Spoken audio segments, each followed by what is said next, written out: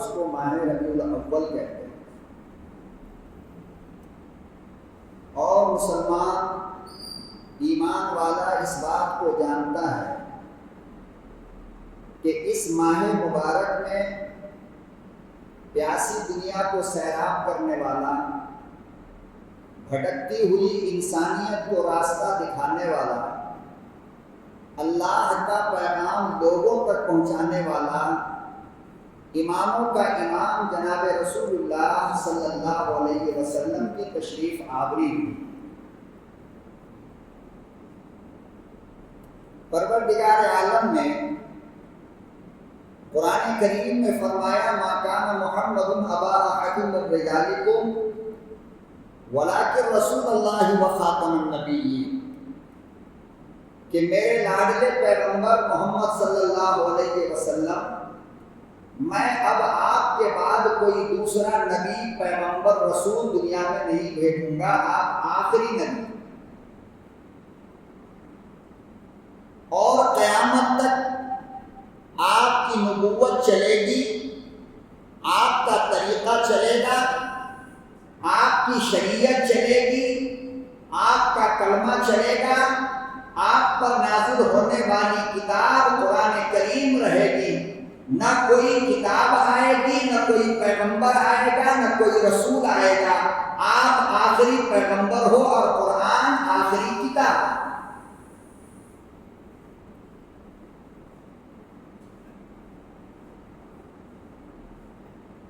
تو یہ جو مہینہ آ رہا ہے یہ ربیع الاول کا مہینہ ہے، اور اس مہینے کے اندر پوری دنیا کو خداوند ذوالجلال کا تعارف کرانے کے لیے، یعنی دنیا والے ہر چیز جانتے تھے،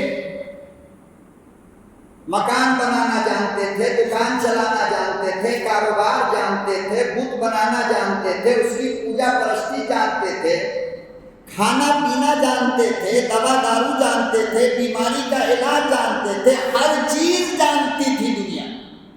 اگر نہیں جانتی تھی تو فقط اللہ کو نہیں جانتی کہ اللہ کون ہے۔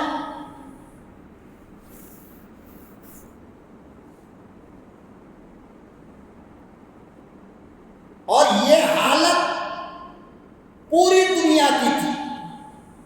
ایک بندہ دنیا کے اندر میرے نبی کے آنے سے پہلے، ایک بندہ آپ کو پوری دنیا میں ایسا نہیں ملے گا جو اللہ کو پہچانتا کہ اللہ کون ہے، کیا ہے۔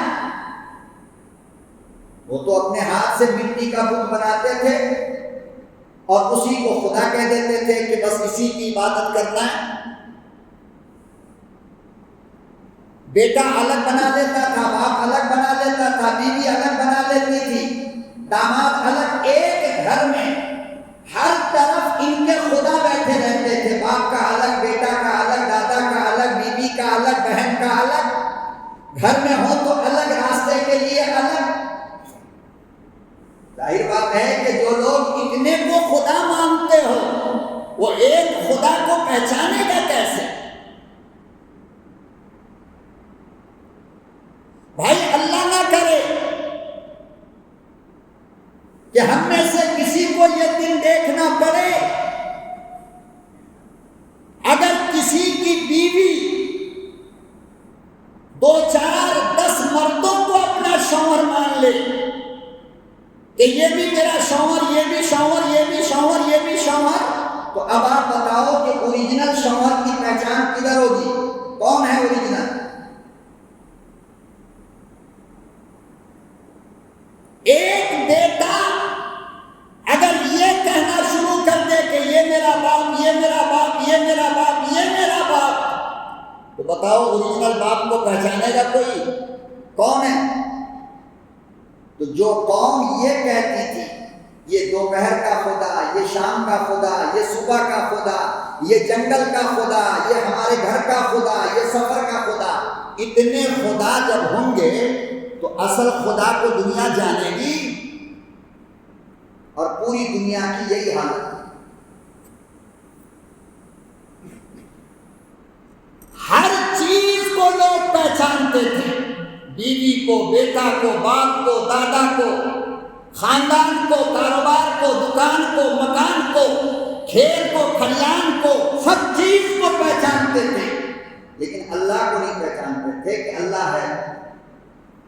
جیسے کہ آج ہماری اور آپ کی حالت ہو گئی کہ ہم لوگ ہر چیز کو پہچانتے ہیں یا نہیں پہچانتے ہیں؟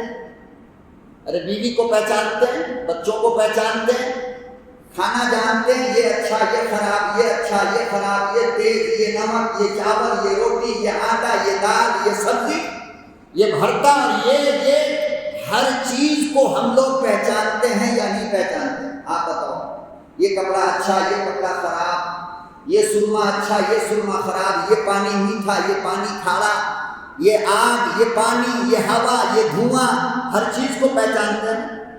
لیکن اگر نہیں پہچانتے ہیں تو فجر کی نماز نہیں پہچانتے، ظہر کی نماز نہیں پہچانتے، عصر کی نماز کو نہیں پہچانتے، مغرب کی نماز کو نہیں پہچانتے، عشاء کی نماز کو نہیں پہچانتے، اللہ کے قرآن کو نہیں پہچانتے، اللہ کی ذات کو نہیں پہچانتے، اور اپنے پیغمبر جناب رسول اللہ صلی اللہ علیہ وسلم کو نہیں پہچانتے ہیں۔ باقی مولانا ہم ہر چیز پہچانتے ہیں۔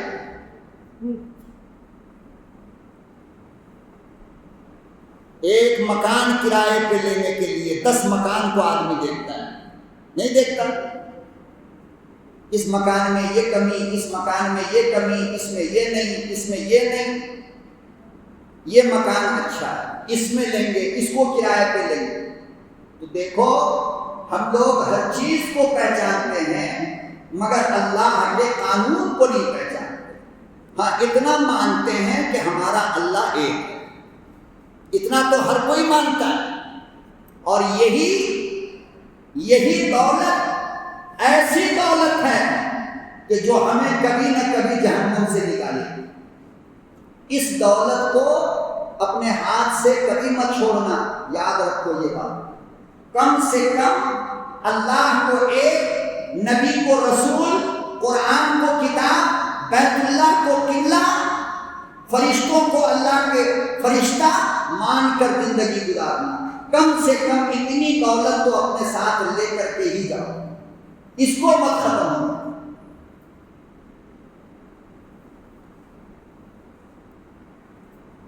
اللہ اکبر۔ قرآن کریم میں اللہ پاک نے اسی چیز کو بار بار ارشاد فرمایا۔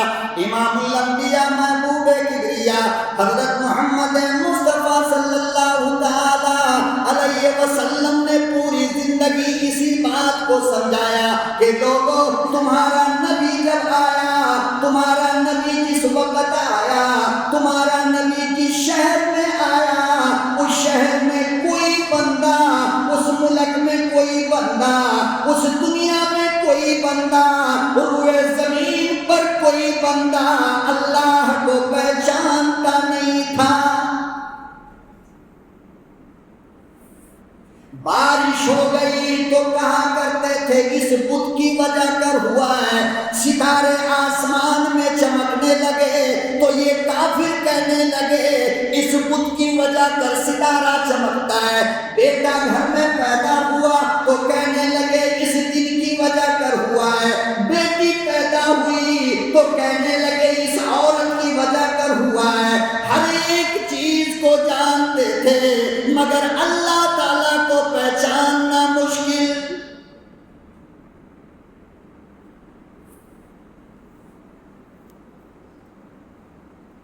آج جو خانہ کعبہ کا طواف تم کرتے ہو، جس بیت اللہ کا طواف تم کرتے ہو، یاد رکھو اگر وہ آمنہ کا لاڈلا نہ آتا، عبداللہ کا یتیم نہ آتا، فاطمہ الزہرا کا ابا نہ آتا، حسنین کریمین کا نانا نہ آتا، تو اس بیت اللہ میں 360 بت رکھے تھے، اگر وہ نہ آتا نہ بت ہٹتے نہ ہم طواف کرتے۔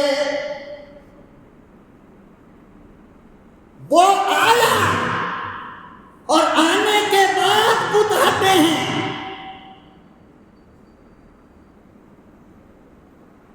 اگر وہ نہ آتا مسلمانوں یاد رکھو تو ہم بھی آج گائے کا پیشاب پی رہے ہوتے، ہم بھی آج سانپ اور کیڑوں کی پوجا کر رہے ہوتے، ہم بھی سورج کے سامنے ہاتھ جوڑ کر کھڑے ہو جاتے۔ ارے یہی تو لڑائی ہے ہماری حکومت سے کہ وہ کہتی ہے کہ سوریہ نمسکار کرنا پڑے گا، ہم کہتے ہیں کہ یاد رکھو ہندوستان کا 25 کروڑ مسلمان اپنی گردن تو کٹوا دے گا مگر ایک اللہ کو چھوڑ کر کسی کے سامنے سجدہ نہیں کرے۔ تم ہم سے ہماری دولت چھین سکتے ہو، ہمارے مکان پہ بلڈوزر چلا سکتے ہو، لیکن رب کعبہ کی قسم ہمارا ایمان نہیں لے پاؤ گے جب تک ہماری سانس زندہ ہے۔ یہی تو وہ دولت ہے جس کو ہم لے کر کے دنیا میں زندگی گزار رہے ہیں۔ ہم درختوں کی پوجا نہیں کرنے والے، دل چاہے تو جان لے لو۔ ہم سانپ کیڑے مکوڑوں کی پوجا نہیں کرنے والے، ہم سوریہ نمسکار اور ستاروں کی پوجا نہیں کرنے والے۔ جب تک میری سانس زندہ ہے، خون کے قطرے قطرے کے اندر میرا اللہ زندہ ہے۔ ہم بہت بڑے مجرم ہو سکتے ہیں، لیکن اپنے اللہ کے ساتھ ہم کسی کو جوڑی دار نہیں بنانے والے۔ ہم شراب پیتے ہیں، ٹھیک ہے، ہم شرابی ہیں، لیکن اس کا یہ مطلب نہیں کہ تم کہو کہ شراب کے ساتھ ساتھ تم اللہ میں ملاوٹ کر دو، یہ نہیں ہو سکتا۔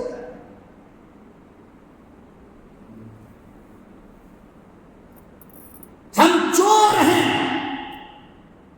ٹھیک ہے، لیکن تم یہ کہو کہ اس گناہ کے ساتھ ہم اپنے اللہ کے ساتھ کسی کو ملا لیں، یہ نہیں ہو سکتا۔ ہم بے ایمان ہیں، ٹھیک ہے، لیکن تم کہو کہ ہم اپنے رب کے ساتھ کسی کو شریک ٹھہرائیں، اللہ کا جوڑی دار ہم کسی کو بنائیں، اور یہ اپنے ماتھے کو، اپنی پیشانی کو رب کے سوا کسی اور کے در پہ جھکائیں۔ میری جان تو جا سکتی ہے مگر یہ نہیں ہو سکتا۔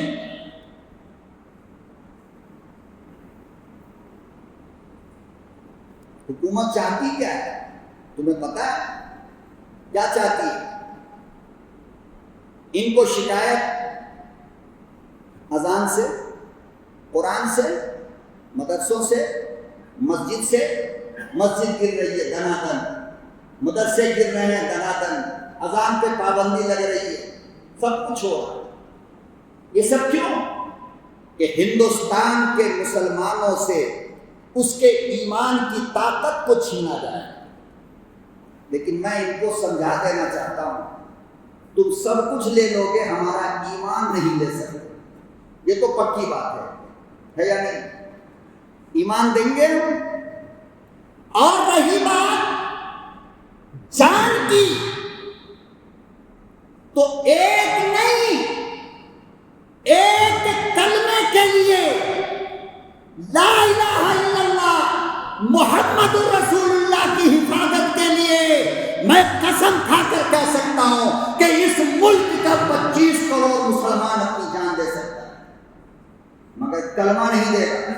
یہ کان کھول کر اسلام کے دشمن سن لیں، جتنا ظلم کرنا ہو کر لو، مگر کلمہ ہم تمہارے ہاتھ سے گروی نہیں رکھ سکتے۔ ہم مسلمان کی اولاد کلمہ بیچ نہیں سکتے۔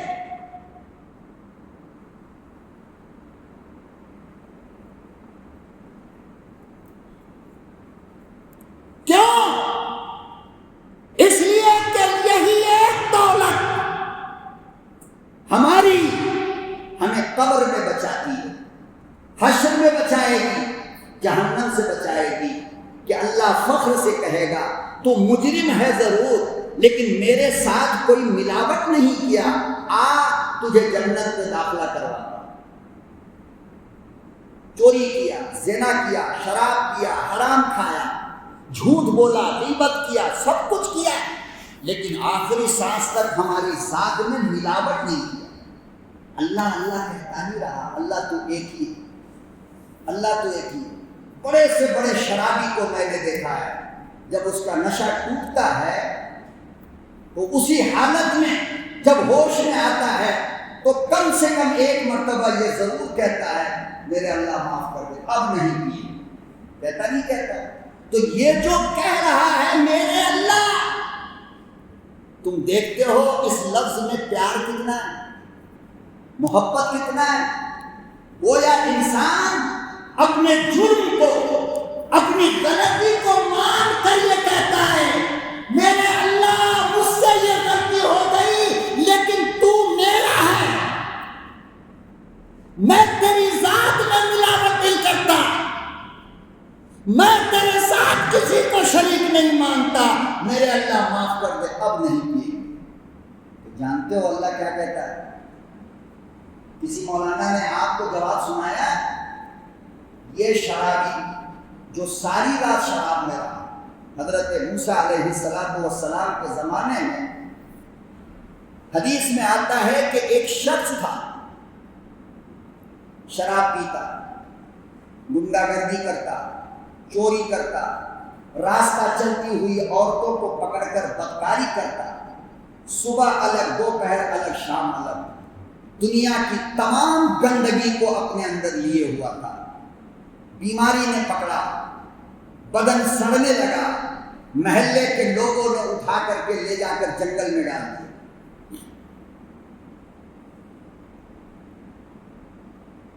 آخری وقت ہے اس کا، آخری، جانتے ہو آخری وقت میں اس نے ایک جملہ کہا کہ میرے پروردگار، میں نے دنیا کے تمام گناہوں پہ تجربہ کیا اور کوئی گناہ مجھ سے نہیں بچا، اور کوئی گناہ تجھ سے چھپا بھی نہیں ہے. گاؤں والوں نے اٹھا کر جنگل میں پھینک دیا. اے میرے پروردگار، اگر تو بھی پھینک دے گا تو میں جاؤں گا، معاف کر. کیا کہا؟ اللہ اکبر و کبیرہ. علماء نے لکھا ہے یہ کلمہ زبان سے نکلا، چند لمحوں میں موت آ گئی، انتقال کر گیا.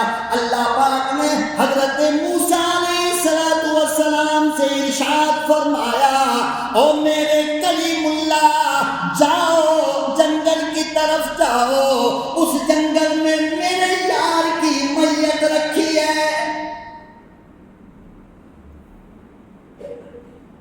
میرے دوست کا جنازہ رکھا ہے، میرے یار کی میت رکھی ہے. او کلیم اللہ، جاؤ اس کی نماز جنازہ تم خود پڑھاؤ اور شہر میں اعلان کر دو کہ جو آدمی اس کے جنازے میں شریک ہوگا اللہ سب کی مغفرت کر دے گا.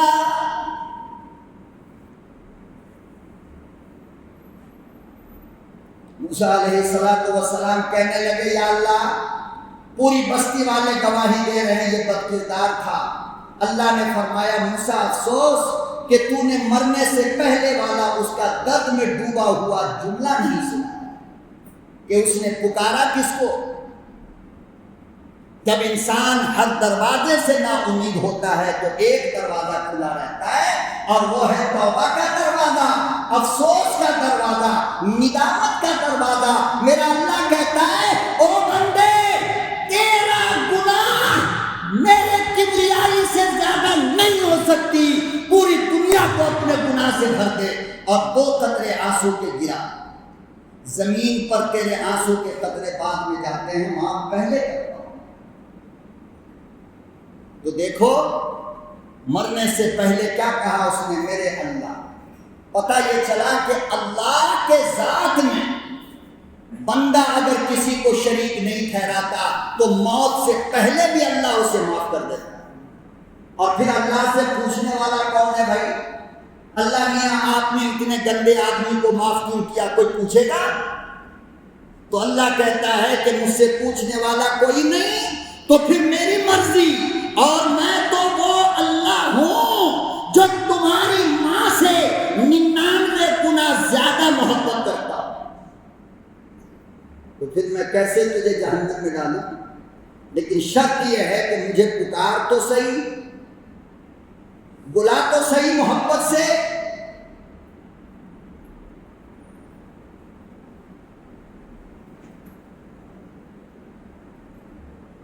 تو ایک ایمان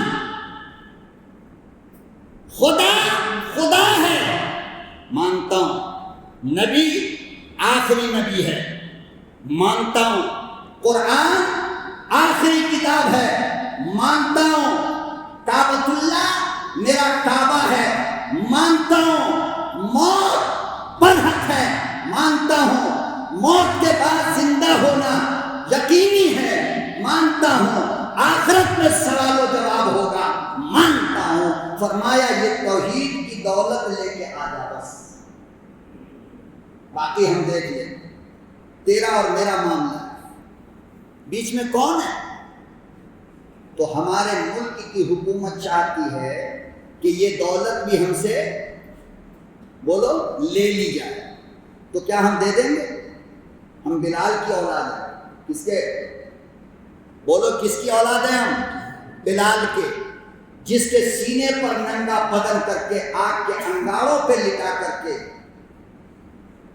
پتھر رکھ کر کے، جس پتھر کے رکھنے کے بعد ابو بکر کہتے ہیں خدا کی قسم میں نے دیکھا کہ بلال کی اتنی زبان باہر نکلی، لیکن اس وقت بھی عتبہ شیبہ نے کہا کہ ابھی بھی محمد کا خدا کا انکار کر دے معاف کر دوں گا۔ ابو بکر نے کہا کچھ سوچ لو بلال، کہا کہ نہیں ابھی سانس چل رہی ہے، احد احد احد احد، اللہ ایک ہے اللہ ایک ہے اللہ ایک ہے۔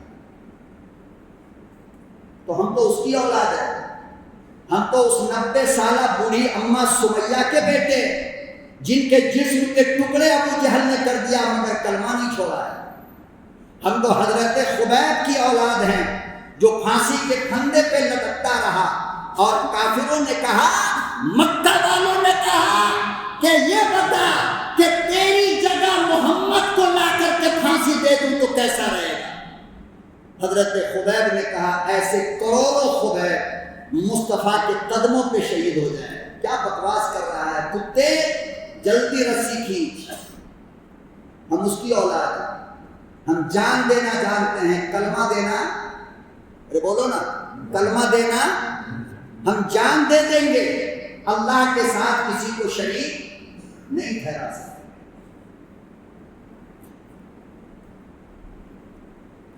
امام الانبیاء محبوب کبریا حضرت محمد مصطفیٰ صلی اللہ تعالی علیہ وسلم اگر نہ آتے تو خدا کی قسم ہم اللہ کو پہچانتے کہاں، ہم اللہ کی نعمتوں کو جانتے کہاں، ہم اللہ کو سجدہ کہاں سے کرتے؟ ان کی طرح مکہ والوں کی طرح ہزاروں بتوں کو اپنا خدا مان بیٹھے ہوتے۔ رات کا خدا الگ ہوتا، دن کا الگ ہوتا، صبح کا الگ ہوتا، شام کا الگ ہوتا، داماد کا الگ ہوتا، بیٹی کا الگ ہوتا، تجارت کا الگ ہوتا، دکان کا الگ ہوتا، مکان کا الگ ہوتا۔ وہ ایک آمنہ کا در یتیم آیا، وہ عبداللہ کا لاڈلا آیا، اس نے ہمیں بتایا اللہ احد، ایک اللہ، اس کے سوا کوئی نہیں، عبادت فقط اس کی ہوگی کسی اور کی نہیں، بھیک اس سے مانگا جائے گا، صحت کی، تندرستی کی، رزق کی بھیک کسی اور سے نہیں۔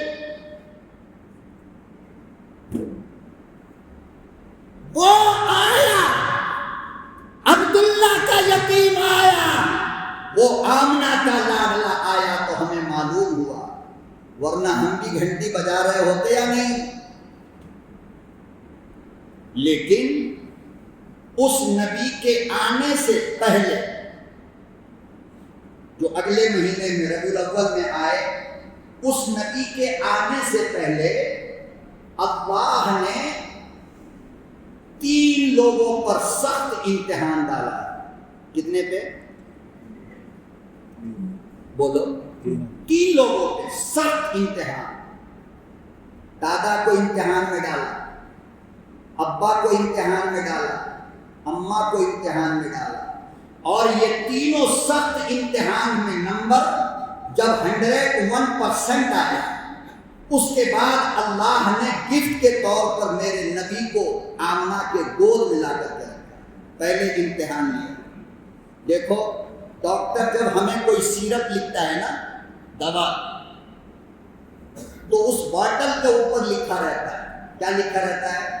یوز کرنے سے پہلے ہلا لو۔ کیا لکھا رہتا ہے؟ یوز کرنے سے پہلے شیشی کو شیک کرو، ہلاؤ۔ کیوں؟ بغیر ہلائے اگر پیو گے تو دوا فائدہ نہیں کرے گی۔ اللہ کا قانون یہ ہے، اللہ کا طریقہ یہ ہے، اللہ کی سنت یہ ہے کہ وہ جب بھی کسی بندے کو انعام دینا چاہتا ہے تو انعام دینے سے پہلے تھوڑا ہلاتا ہے۔ کیا کرتا ہے؟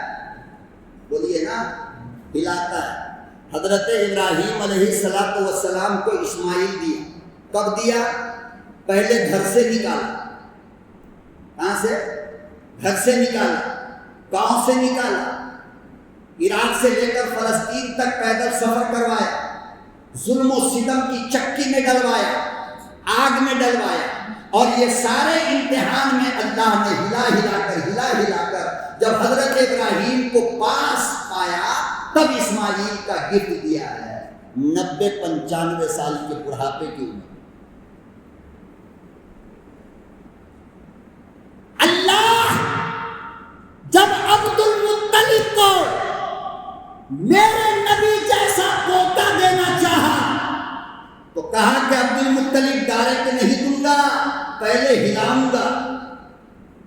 اللہ نے جب حضرت عبداللہ کو 14ویں کا چاند دینا چاہا اور سرکار کو جہاں جیسا لاڈلا گفٹ میں دینا چاہا تو فرمایا عبداللہ پہلے ہلاؤں گا پھر دوں گا، پہلے امتحان دوں۔ حضرت آمنہ کے گود میں جب امام الانبیاء کو لانا چاہا تو فرمایا کہ آمنہ ایسے تھوڑی دوں گا، میرے خزانے کا سب سے قیمتی ہیرا ہے۔ کیا ہے؟ کیا بولو؟ میرے خزانے کا سب سے قیمتی ہیرا ہے۔ بارے مسلمانوں، خدا کی قسم تم اللہ کی اتنی سی نعمت کو اگر سوچ لیتے نا تو میں سمجھتا ہوں کہ شاید ہمارا سر شکر کے سجدے سے کبھی بھی نہیں ہوتا۔ اتنی سی بات کو کہ ہم امت ہیں کس نبی کے، بس جس نبی کو حضرت ابراہیم بیت اللہ بناتے ہوئے جب آپ بیت اللہ بنا رہے تھے اور ننھا اسماعیل اینٹا پکڑ پکڑ کے دے رہا تھا اور حضرت حاجرہ توشہ گھر سے بنا بنا کر لا رہی تھی، گویا 3 لوگوں نے مل کر خانہ کعبہ کو بنایا ہے۔ ابراہیم خلیل اللہ، اسماعیل ذبیح اللہ اور حضرت حاجرہ آپ کی بیوی۔ تو قرآن کریم اس قصے کو بیان کرتا ہے، قرآن اس نقشے کو بیان کرتا ہے، قرآن اس واقعہ کو بیان کرتا ہے۔ سنو اور غور سے سنو، جب حضرت ابراہیم بیت اللہ بنا رہے تھے تو دعا مانگ رہے تھے، دعا مانگ رہے تھے۔ کیا دعا مانگ رہے تھے جانتے ہو؟ اور دعا مانگنے والا خلیل اللہ، آمین کہنے والا ذبیح اللہ، اور جس کو مانگا جا رہا ہے وہ محمد رسول اللہ۔ قرآن کہتا ہے ربنا وابعث فیہم رسولا منہم، اے اللہ خانہ کعبہ کو اپنے ہاتھ سے بنا رہا، کوئی مشین نہیں، کران نہیں، کوئی اور لیبر نہیں ہے، اکیلا باپ بیٹا بنا رہا ہوں۔ اللہ میاں ایک دعا مانگتا ہوں بس قبول کر،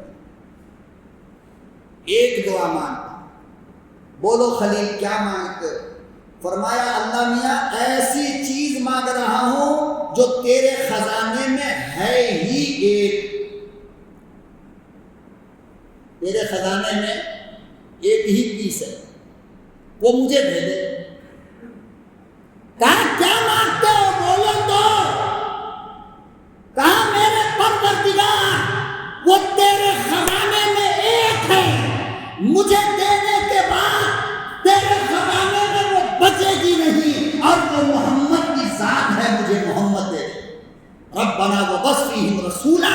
محمد مانگتا ہوں اپنے خزانے سے میری جھولی میں ڈال۔ اس نبی کے ہم غلام ہیں جس کو خلیل نے بیت اللہ کے تعمیر کے وقت رو رو کر کے اللہ سے مانگا، ننھے اسماعیل نے رو کر کے مانگا، پریشان حال اماں ہاجرہ نے رو کر کے مانگا ہے۔ اے مسلمانوں، کیا تم مقدر کے سکندر نہیں ہو کہ بن مانگے اس نبی کی امت کا غلام تم کو اللہ نے بنایا؟ مگر اپنے آپ کو سمجھنے کے لیے ہم آج بھی تیار نہیں، اور ہم وہ ہر کام کرتے ہیں جس سے محمد کا دین بدنام ہو۔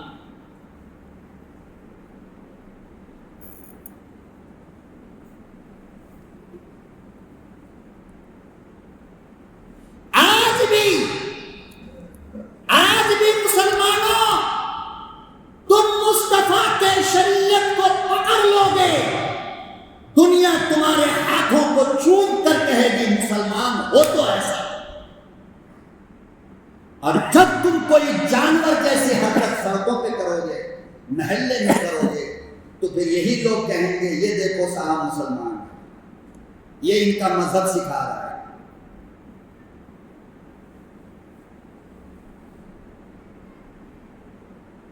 ابھی تلنگانہ میں 2-4 دن پہلے کی بات ہے، آپ نے سنا ایک آٹو رکشہ 5 لوگ سوار تھے اس میں، 5 لوگ، نیچے سے تیز دریا بہ رہی ہے، آٹو رکشہ کا بریک فیل ہوا ہے، پورا رکشہ دریا میں جا کر کے گرا۔ کتنے لوگ ہیں؟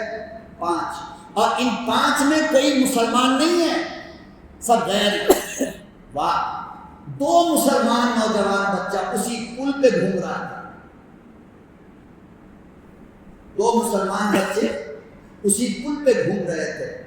جب اس نے دیکھا کہ رکشہ میں 5 لوگ سوار ہیں، دریا میں گرا ہے، تو اخبار لکھتا ہے ان دونوں نوجوانوں نے کچھ سوچا نہیں بلکہ چھلانگ مارا ہے، اور 2 گھنٹے کی محنت کے بعد ان 5 کو زندہ نکال کر باہر آیا۔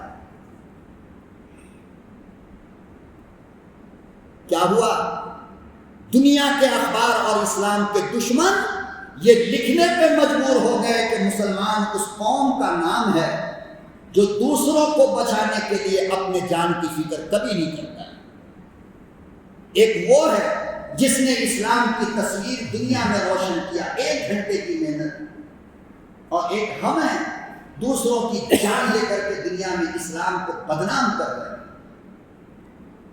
ایک وہ مسلمان ہے جو کسی کی بیٹی کی عزت کو بچانے کے لیے اپنی جان دیتا ہے، تو دنیا کہتی ہے کہ مسلمان ایسے ہوتے ہیں، اور ایک ہم ہیں کہ عزت کو لوٹنے کے لیے اپنی جان دیتے ہیں، تو دنیا کہتی ہے مسلمان ایسے ہوتے ہیں۔ اب فیصلہ ہمیں کرنا ہے، آپ کو کرنا ہے۔ آپ اسلام کی خوبصورت تصویر دنیا کے سامنے لانا چاہتے ہو یا اسلام کو بدنام کرنا چاہتے ہو؟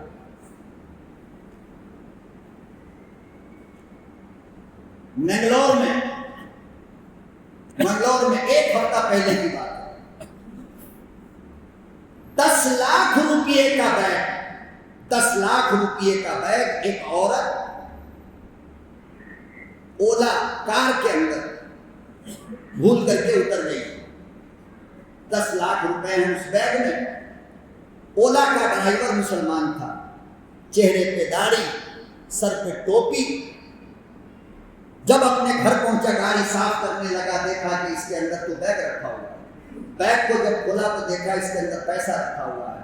ادھر اس عورت نے جا کر پولیس میں کمپلین کیا ہے، اور خدا کی قسم یہ ادھر اسلام کا دیوانہ اور محمد کا کامیاب شہزادہ بیگ کو لے کر کے اس کی آئی ڈی، جس آئی ڈی سے اس نے اولا بک کیا تھا، اس آئی ڈی پہ پہنچا۔ وہ عیسائی کرسچن عورت اس نوجوان کے ہاتھ کو پکڑ کر آنکھوں سے لگایا اور رو رو کر کے کہنے لگی، نہیں، دنیا میں اگر کوئی مذہب ہو سکتا ہے تو وہ فقط اسلام ہے، جس کی تعلیم اتنی اچھی ہے، اتنی اچھی۔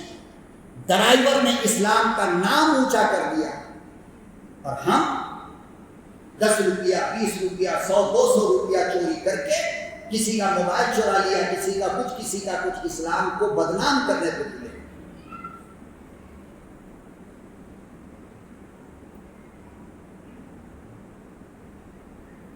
ذمہ دار بنو، اسلام کے سپاہی بنو، اسلام کے پرچارک بنو، اسلام کی تصویر کو دنیا کے سامنے خوبصورت بنا کر پیش کرو۔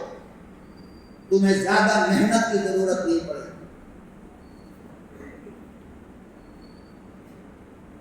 ایک جنید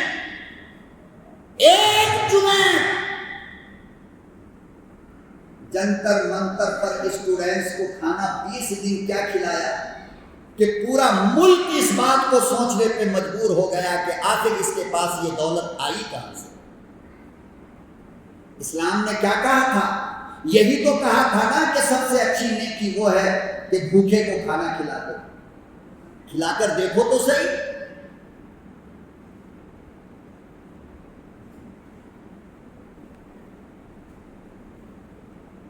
پروردگار عالم نے ارشاد فرمایا ربنا وبعث فیہم رسولا۔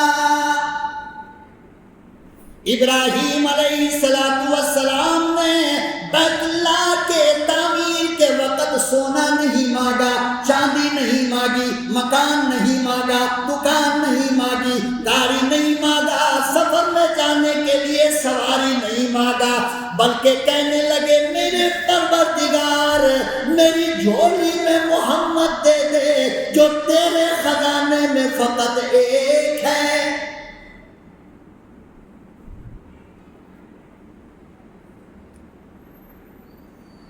آپ اندازہ لگاؤ، حضرت ابراہیم کو یہ معلوم تھا کہ میں جس کو مانگ رہا ہوں وہ اس امت کا آخری پیغمبر ہوگا، تو کیا ابراہیم کو یہ نہیں معلوم تھا کہ اس سونے پیغمبر کی امت بھی آخری امت ہوگی؟ تو اسی لیے تو ابراہیم نے کہا تھا نا کہ جس محمد کو جھولی پھیلا کر میں نے مانگا ہے اس محمد کی امت کتنی مقدر والی اور قسمت والی ہوگی۔ کون ہے اس کی امت؟ ہم ہیں، آپ ہیں،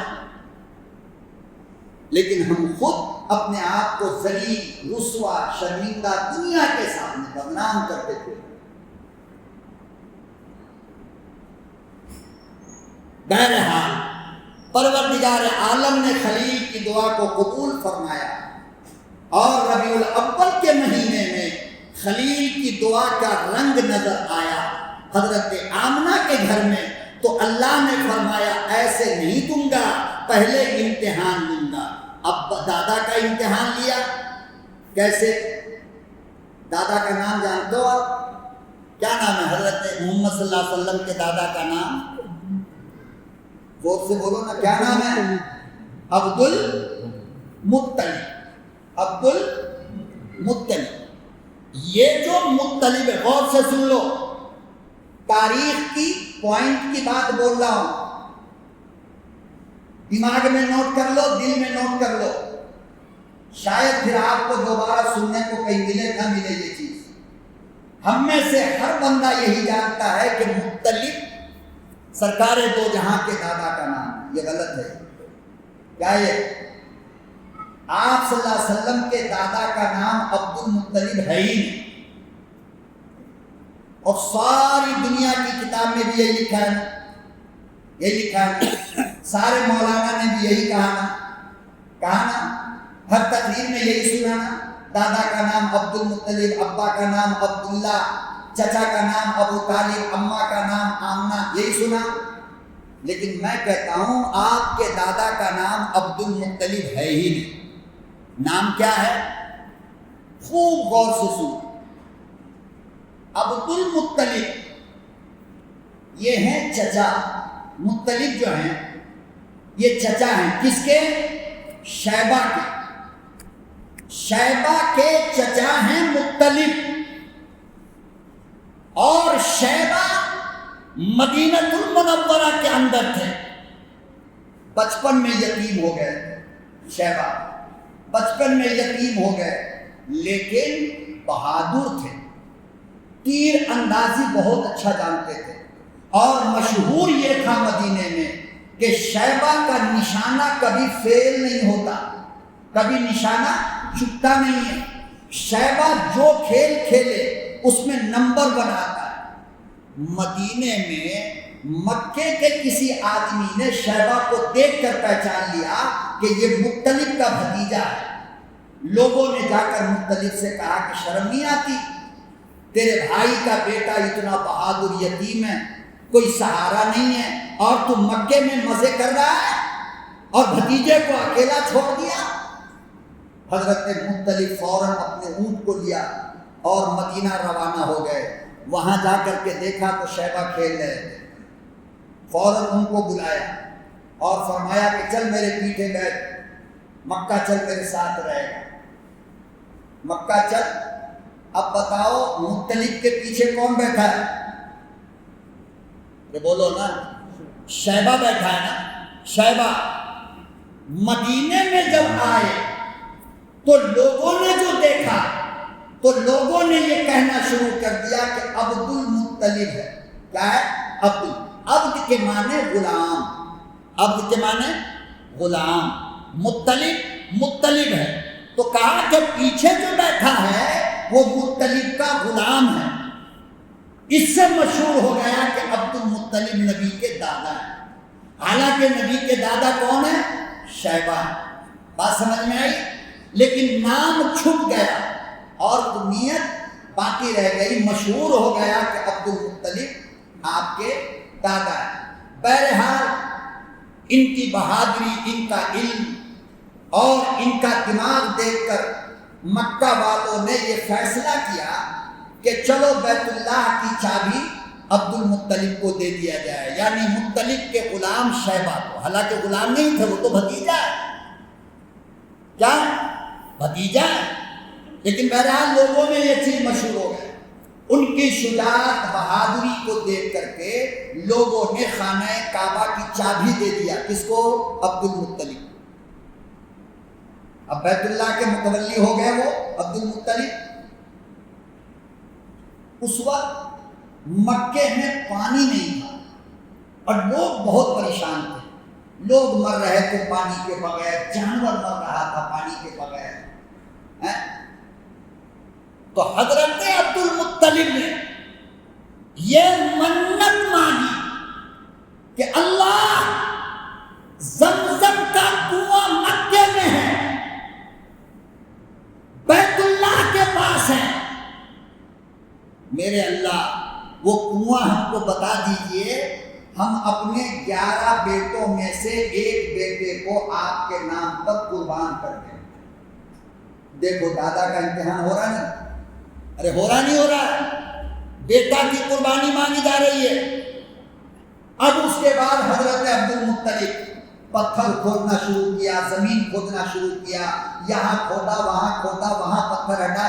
بہرحال جب منت مانی تو وہ کنواں نظر آ گیا۔ اب وہاں سے لوگ اپنا پانی استعمال کرنا شروع کر دیے۔ کچھ لوگ آئے، کہا کہ عبد المطلب آپ نے منت مانی تھی کہ اپنے ایک بیٹے کی قربانی دیں گے، اب تو قربانی دینا پڑے گا نا۔ کہا بالکل، ہم اپنی زبان کے پکے ہیں۔ 10 بیٹے تھے، 10 بیٹے کے نام سے پورا ڈالا کاغذ پہ لکھ کر کے نام کس کا آ رہا جانتے ہو؟ بار بار ایک ہی نام آ رہا ہے، عبداللہ۔ اب امتحان کس کا ہو رہا ہے؟ نبی کے بابا کا، دادا کا امتحان، بابا کا امتحان، پھر دوبارہ۔ اور یہ جو عبداللہ ہیں یہ 10 بھائی میں سب سے زیادہ خوبصورت اور سب سے چھوٹے، تو باقی 9 بھائی کے لاڈلے تھے نا، اور سب سے خوبصورت بھی تھے۔ اور خوبصورت کیوں نہ ہو کہ ان کے ماتھے پر میرے نبی کا نور چمکتا تھا۔ کیا چمکتا تھا؟ بولو، جو نور نسل در نسل ہوتا ہوا، نسل در نسل ہوتا ہوا 1100 عورتوں کے پیٹ سے گزرتا ہوا حضرت آمنہ تک آنا تھا، اور آدم کی پیشانی سے حضرت عبداللہ تک آنا تھا۔ وہ نور جس کو اللہ نے زمانے کو بنانے سے پہلے بنایا وہ میرے نبی کا نور تھا، اور وہ نور تھا حضرت عبداللہ کے ماتھے۔ کہاں بولو؟ نائسل پاؤڈر میسور کا مار کے اور فیئر لولی مار کر 14 مرتبہ آئینے کے سامنے ہمارا نوجوان کھڑا ہوتا ہے، او کتنے اسمارٹ ہو گئے۔ کاہے کا اسمارٹ؟ 15 منٹ کے بعد چھچھندر کا چہرہ بن جائے گا، لنگور دیکھے گا۔ ابے اسمارٹ وضو کرنے سے ہوتا ہے۔ کس سے؟ وضو بنانے سے۔ کس نے کہا یہ؟ میری کیا مجال آپ کے سامنے اتنی بڑی بات کہوں؟ میرے نبی نے کہا کہ میری امت قیامت کے دن اتنی اسمارٹ ہوگی، اتنی اسمارٹ ہوگی، اتنی اسمارٹ ہوگی کہ میں ان کا چہرہ دیکھ کر پہچانوں گا یہ میری امت ہے۔ یا رسول اللہ کیسے اسمارٹ ہوگی؟ فرمایا 5 وقت وضو بناتا تھا نا، فلپکارٹ پہ 50 لاکھ کا کریم منگا لو، اسمارٹ کچھ بھی ہونے والے نہیں ہو، 5 منٹ کے بعد ویسے ہی ہو جاؤ۔ اسمارٹ ہونا چاہتے ہو، اپنے چہرے کو روشندار بنانا چاہتے ہو تو 5 وقت وضو بناؤ، اللہ کے سامنے سجدہ کرو، پیشانی کرو۔ فرمایا یہ جو پیشانی پر کالا نشان پڑتا ہے قیامت کے دن اس سے نور نکلے گا، اسے اسمارٹ کہتے ہیں۔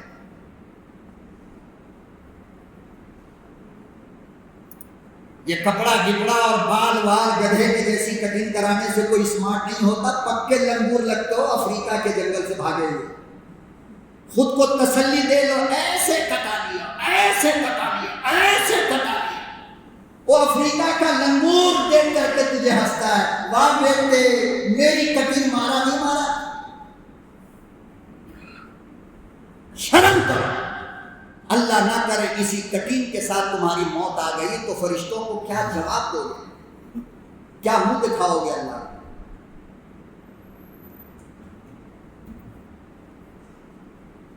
نمبر ڈالا، عبداللہ کا نام آیا، پریشان بھائیوں نے کہا ابا اس کے بدلے ہم کو کاٹیے، میرا بھائی بڑا خوبصورت ہے۔ لوگ آئے کہنے لگے اے عبداللہ کو چھوڑ دو۔ بہرحال ایک بزرگ آدمی آیا اور کہنے لگا کہ سنو میں ایک مشورہ دیتا ہوں۔